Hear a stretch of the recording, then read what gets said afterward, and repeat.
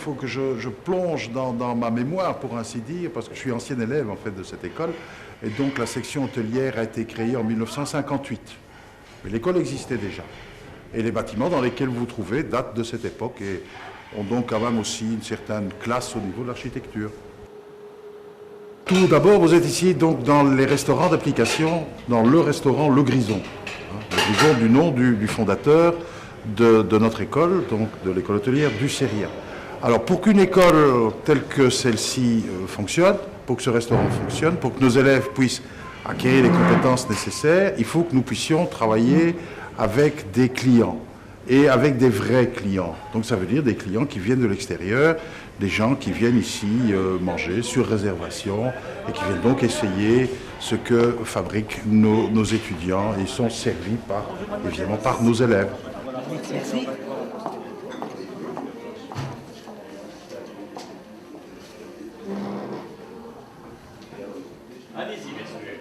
Sa particularité, justement, est d'être un restaurant d'application d'école hôtelière. Donc c'est en ça qu'il est différent. Au niveau des prix, est-il accessible à tous ? Je pense que oui, il est accessible à tous sur réservation, comme je l'ai dit. Et au niveau des prix, mon Dieu, il faut compter ici pour un repas servi, je pense, dans de bonnes conditions pour des classes terminales aux alentours de entre 20 et 25 euros avec les vins, à peu près. Voilà. Quel rôle jouez-vous en salle ? Un des rôles les plus en vue de la clientèle, puisque lorsqu'on se rend dans un restaurant, il est évident qu'on voit ce qui se déroule en salle. Donc nous sommes les acteurs de première ligne et on ignore un peu trop souvent, et c'est bien dommage, les acteurs de la cuisine que l'on ne voit pas, mais sans qui rien ne serait possible. Comment formez-vous les élèves ? Du mieux que l'on peut. Il est évident que c'est comme dans toutes les sections, il y va de la motivation personnelle de chaque élève. Et disons qu'en classe terminale, dans laquelle vous vous trouvez actuellement, on essaye de donner le reflet de ce qui se fait dans la réalité des choses le plus possible. Donc beaucoup d'autonomie des élèves, une prise en charge presque totale pour travailler selon les règles qui se font dans la vie de tous les jours, dans la restauration classique. Quelles sont les classes qui sont amenées à être en contact avec le public ? Alors, dans l'Institut, au niveau de la 4e, en alternance avec des fonctions annexes, et alors en 5e et en 6e, et a fortiori en 7e, il y a toujours une clientèle extérieure. Sont-ils prêts à assumer leur travail dans un restaurant dès leur sortie de l'école ? C'est ce que nous tentons de faire, bien entendu, selon les profils de qualification et l'examen de qualification professionnelle de fin d'année. Ils sont jugés par leurs pairs, c'est-à-dire des maîtres d'hôtel et des serveurs du métier, qui viendront se rendre compte de leur savoir-faire et dès lors leur octroyer le certificat de qualification qui leur permettra effectivement de s'engager immédiatement dans la vie. Quelles sont les règles de base pour dresser une table ? Je dirais que la règle de base, c'est... il y en a deux. C'est la propreté et la rigueur. Tout est question de géométrie. Si l'on veut qu'une table soit belle, il faut que tout soit parfaitement aligné et parfaitement propre. Pour qu'une vaisselle étincelle. Il ne faut pas oublier que c'est la première chose que le client va voir, évidemment, lorsqu'il rentre dans une salle. Et il est donc de la plus grande importance que ce soit vraiment clean. Et pour servir, là, il y a de la dextérité, il y a, comment vais-je dire, oui, de la rigueur, bien entendu, toujours. Et il ne faut pas oublier non plus l'aspect commercial, parce qu'avant de servir, il faut vendre. Et la vente, ça, c'est l'affaire d'énormément de psychologie et d'énormément de patience. Pourquoi met-il une main derrière le dos lors du service ? Bien, lorsqu'une main ne travaille pas, précisément, je suppose que vous pensez au service des vins, eh bien, il n'y a rien de plus laid qu'un bras ballant. Et donc, quand on n'en fait rien précisément, on le met derrière le dos. Cela aide aussi à se tenir droit. Il ne faut pas se voiler la face. Nous souffrons énormément. La station debout pendant 12 heures par jour, ce n'est pas le seul métier, bien sûr, mais ça fatigue. Et dès lors, il faut veiller à être toujours bien droit. Le bras à l'arrière permet de tenir le buste bien droit et donc de soigner son dos.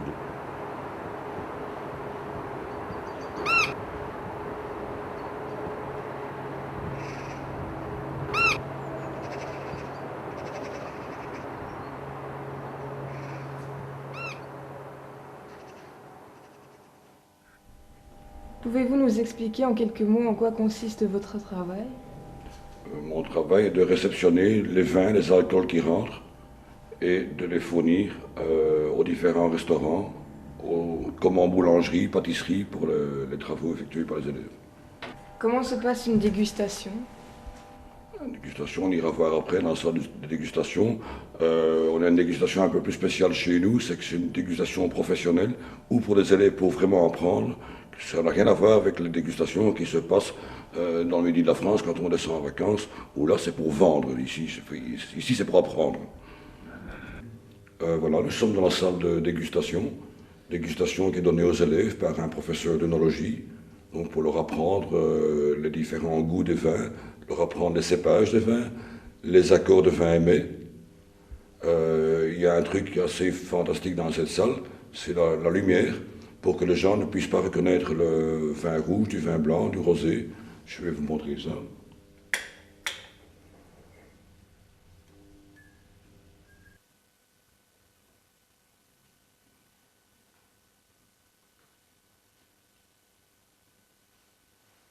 Voilà, ça s'appelle une dégustation en aveugle. Le parcours professionnel, j'ai été élève, comme vous voyez derrière moi. J'ai fait toutes mes études ici au CERIA. Quand j'ai eu terminé diplômé de l'école hôtelière, j'ai commencé à travailler dans des restaurants, de grands hôtels, tout ça, avec Michel Aquin. Ensuite, le service militaire. Et après le service militaire, j'ai commencé à travailler à Sabena dans le catering, en first class. Et c'est là que j'ai rencontré des personnes, puisque je voyageais beaucoup pour la Sabena, et j'ai commencé à travailler aux États-Unis. Donc je suis parti 2 ans travailler aux États-Unis à Palm Springs. De retour en Belgique, j'ai travaillé pour les seigneuries. Et après les seigneuries, donc j'étais manager. Et c'est là que M. Termol, qui était chef d'atelier de l'école ici, m'a contacté en disant « Est-ce que ça ne te dirait pas d'être professeur ?» Je dis « Bah, à la rigueur, pourquoi pas, ça va être un peu plus tranquille. » C'est là que je me suis trompé, que ce n'est pas un métier de tout repos non plus. C'est pas parce qu'on dit on est enseignant que c'est un métier de tout repos. Parce que je donne cours du jour, cours du soir et promotion sociale. On commence à 8h30, donc on prend les élèves pour de récréation. De là, on descend vestiaire et on se change. Ensuite, expliquer aux élèves les menus. Et ensuite, être toujours derrière les élèves, être toujours à l'éveil, donc toujours être à l'écoute d'un élève. Toutes les questions qu'il puisse poser. C'est ça le but principal d'un professeur, c'est d'expliquer, de leur montrer le geste correct. Car tout métier se vole. Il se vole par la vue. Alors, l'âge moyen des élèves, c'est très vague parce que donc, ici j'enseigne en 3e. Donc ce sont des élèves qui ont entre 14 et 16 ans. Mais maintenant, quand je donne cours de promotion sociale, ça commence à partir de 20 ans jusqu'à 60 ans. Sur le nombre d'élèves inscrits en tout début de cycle, pourriez-vous me dire approximativement quel est le pourcentage d'abandon en cours de formation?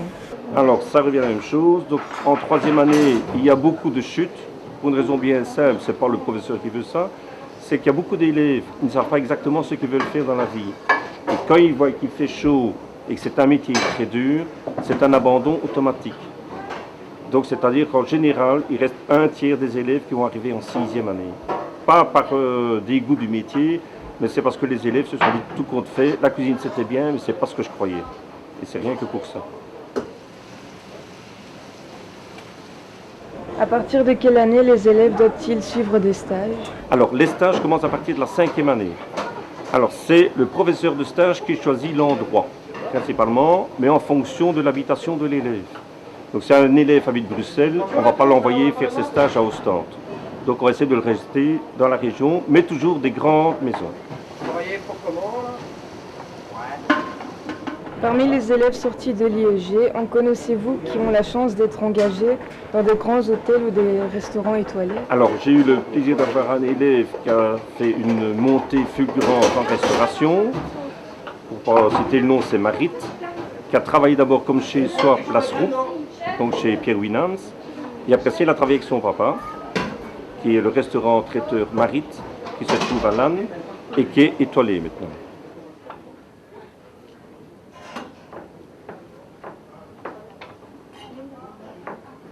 Quelles sont les qualités qu'il faut impérativement avoir pour devenir un bon cuisinier? Alors, les qualités, c'est comme dans chaque métier. Si on n'a pas le cœur à ce que l'on fait, on ne va jamais réussir dans le métier qu'on fait. Que ce soit cuisinier, que ce soit photographe, que ce soit n'importe quoi. Le but principal d'un métier, c'est qu'on le fasse d'abord avec son cœur. Donc, c'est pas le plus beau métier du monde. Pour moi, c'est le plus beau métier du monde, mais le plus beau métier du monde, c'est le métier du cœur.